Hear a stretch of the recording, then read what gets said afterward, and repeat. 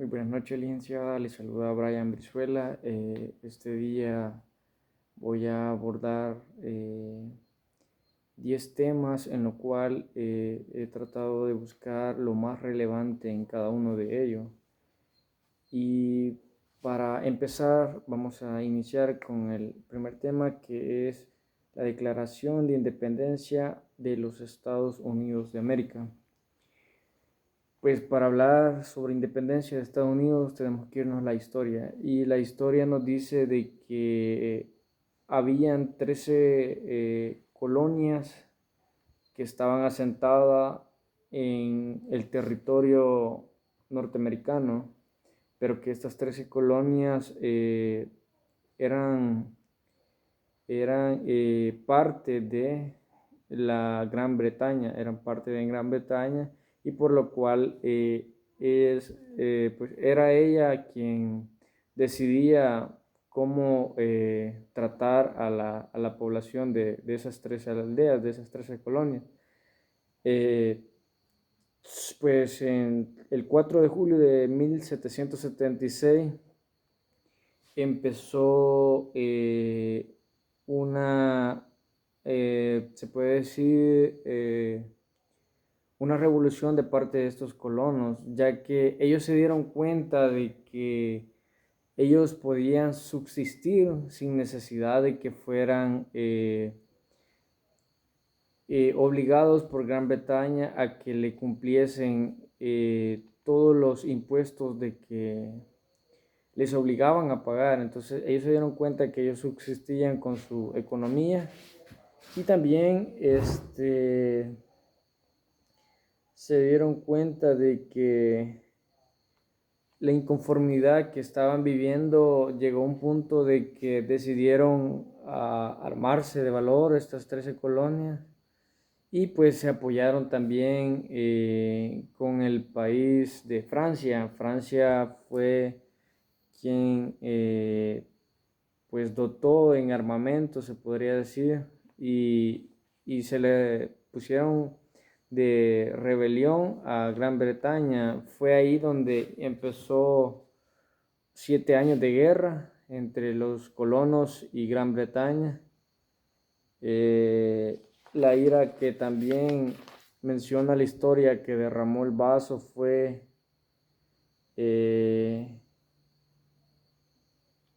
el derramamiento de té, que pues como los colonos no querían pagar impuestos en una embarcación que ellos tenían que haber hecho, lo que hicieron fue de que derramaron todo en el mar, y pues ahí empezó también una represalia entre Gran Bretaña y estos colonos.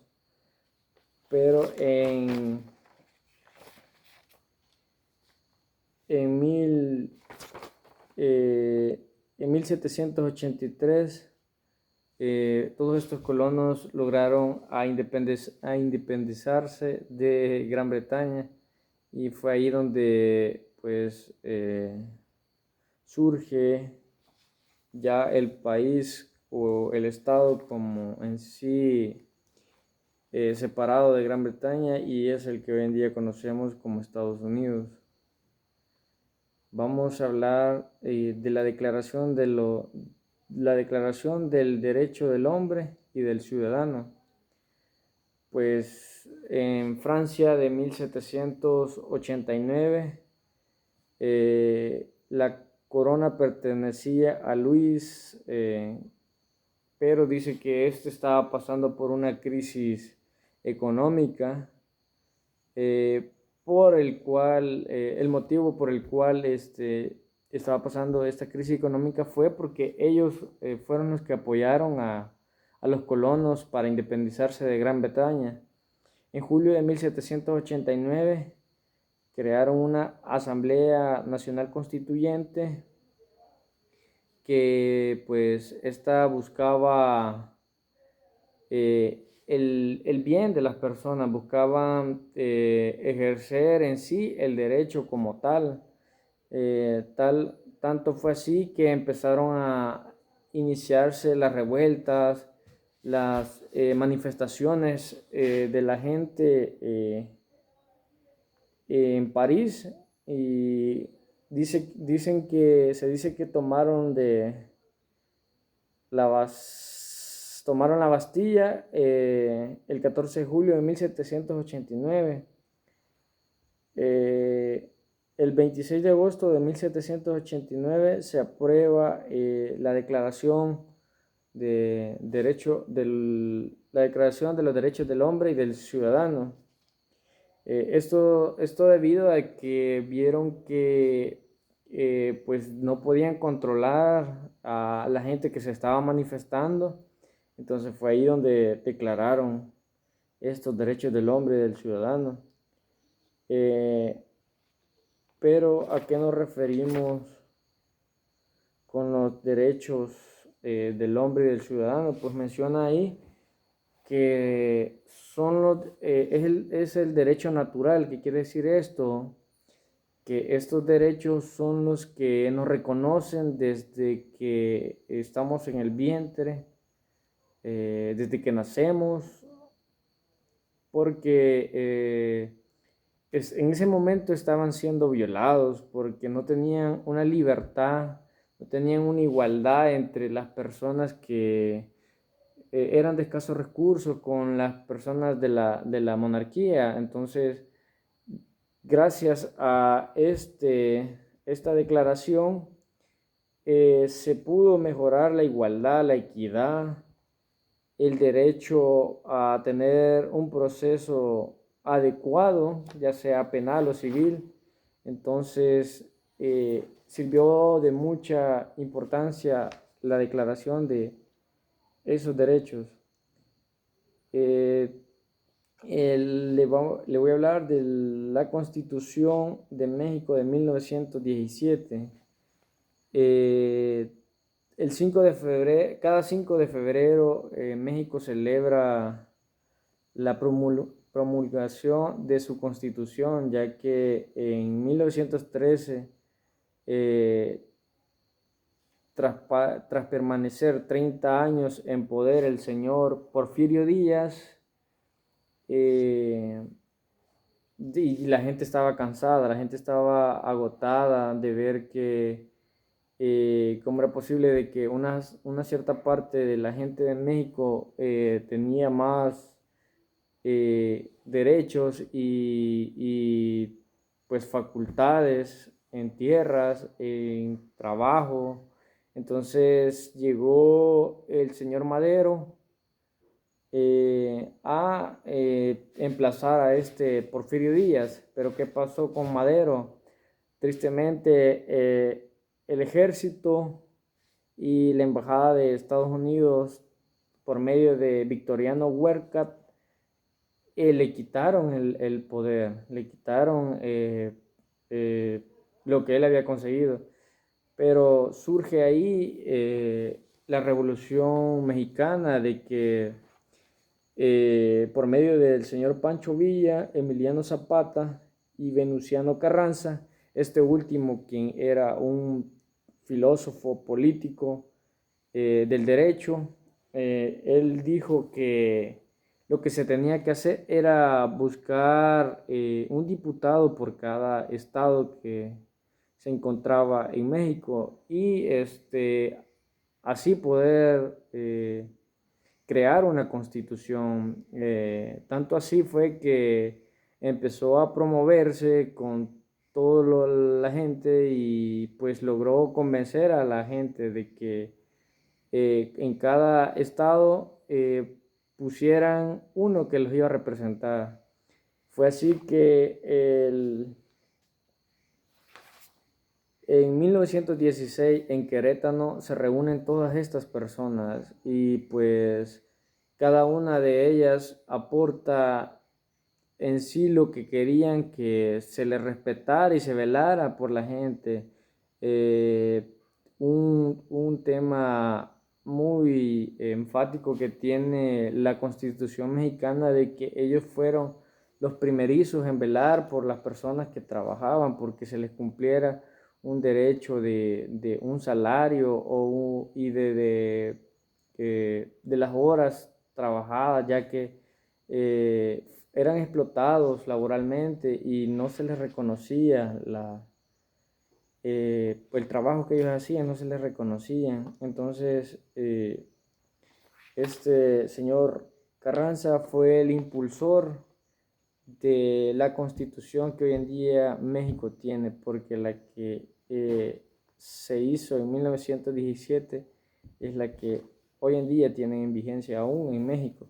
Claro, le han hecho bastantes reformas, pero sí se mantienen con la misma. El cuarto tema es la Constitución alemana de Weimar. Para ello tenemos que saber de que esta constitución surge a través de la posguerra, de la Primera Guerra Mundial. Pues en ese entonces estaban,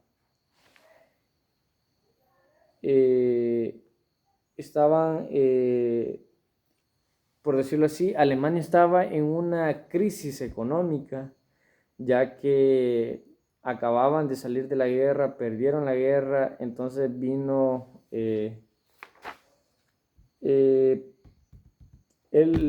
al país de Alemania fue sancionado por el Tratado de Versalles, y en ese entonces estaba Guillermo II, y pues se dice que él renunció al poder que él tenía, y surge en 1923 el famoso personaje Adolfo Hitler, quien fue el propulsor de que hubiera una gran guerra entre las personas se dice acá que estaban dos entes legislativos, el rey Stag y el rey Rat. Dice que el rey Stag, los actores era el presidente y el canciller, y pues Adolfo Hitler era el canciller en ese momento, y se hizo famoso porque él intentó dar un golpe de estado, pero no lo logró. Entonces, incluso por ese intento de golpe de estado que quiso dar, lo metieron preso. Cuando él estuvo preso, escribió un libro que se llamaba Mi Lucha, y eso le dio fuerza al partido que él tenía, que era el nazi. Y cuando él sale de prisión, el señor jefe de Estado muere en 1934. Es así como Adolfo Hitler asume el cargo de jefe de Estado, y es así como inicia la Segunda Guerra Mundial. Y pues dice que en 1933 y 1934 ejerce el poder Adolfo Hitler, y pues al ver que habían caído en una escasez de economía porque fue sancionado, entonces decidieron hacer su constitución. Vamos a hablar de la Declaración Universal de los Derechos Humanos. Pues este es un tema quizás de la rama del derecho fundamental, ya que de ahí surgen bastantes enunciados para las constituciones a nivel nacional e internacional. Se dice que fue el 10 de diciembre de 1948 en París, que pues lo que buscaban era velar por los derechos en general de personas de escasos recursos, que tenían dinero, personas de extrema pobreza. Pues ahí no se veían diferencias sociales. Entonces fue un hecho que a la humanidad le impactó de muy buena manera, se puede decir muy positivo, ya que hoy en día es de obligación cumplir con esos derechos que fueron declarados en 1948. Vamos a hablar del convenio, el derecho de sindicación y la negociación colectiva. Esto prácticamente habla de convenio del derecho. En 1992, que se firmaron los acuerdos de paz, la OIT firmó el convenio 87 y 98, que son los más relevantes que menciona acá la historia. Pues básicamente la finalidad de esto es la protección de los trabajadores en el ejercicio del derecho de sindicalización y la protección de este mismo. En los principios y garantías de estos convenios podríamos mencionar un principio, la prohibición de la discriminación antisindicalista, la garantía de prohibición institucional, el fomento de la negociación colectiva. Pues este está basado y enlazado con el Código de Trabajo también. El tema 7, el Pacto Internacional de Derechos Civiles y Políticos. Aquí es de ser bien claro que los derechos civiles son todos aquellos que están protegidos para todo el pueblo, para toda, valga la redundancia, la gente desde que nace hasta que surge el fallecimiento del individuo. Y los derechos políticos menciona que son para aquellas personas que quieran ejercer el ejercicio dentro de el ámbito político, que tanto una persona estudiada como una que no haya tenido un estudio tiene el derecho para postularse a un cargo del ámbito político. El tema 8 dice que es la Convención Americana sobre los Derechos Humanos. Esto prácticamente del 7 al 22 de noviembre en 1969 se habla de el Pacto San José, que fue en Costa Rica, que era pues la unificación de derechos entre países que quisiesen estar aliados a este pacto. Se menciona sobre la creación de la Comisión Interamericana de Derechos Humanos y la Corte Interamericana de Derechos Humanos. Esta dice que está dividida en dos ramas, que sería la dogmática y la orgánica.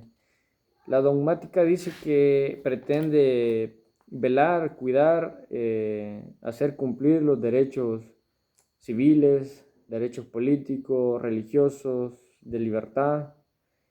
Y en la orgánica pues menciona la creación, valga la redundancia, de la Comisión Interamericana, que es la que vela y vigila que se dé cumplimiento a los derechos acordados. Y pues en la Corte dice que es el organismo de interpretar la convención de un conflicto. En el tema 9, el Pacto Internacional de Derechos Económicos, Sociales y Culturales. Pues esto básicamente es un tratado multilateral entre los países que establecen la protección y las garantías entre sí, para que tengan un mutuo consentimiento ya sea de algún negocio que se quiera hacer, de algún tratado que se quiera hacer entre sí. Y como tema último tenemos Convención sobre la eliminación de todas las formas de discriminación contra la mujer. Esto de igual manera vino a cambiar bastante el pensar de muchos, ya que la, la mujer siempre en años anteriores se había visto de menos porque decían que las mujeres no tenían la capacidad para tener cargos que tenían los hombres. Gracias a Dios y gracias a la ONU, que en 1979 fue declarado este tratado para evitar la discriminación hacia las mujeres. Esto es hasta acá, licenciada, un poquito de cada uno de los temas y aquí se lo dejo. Gracias.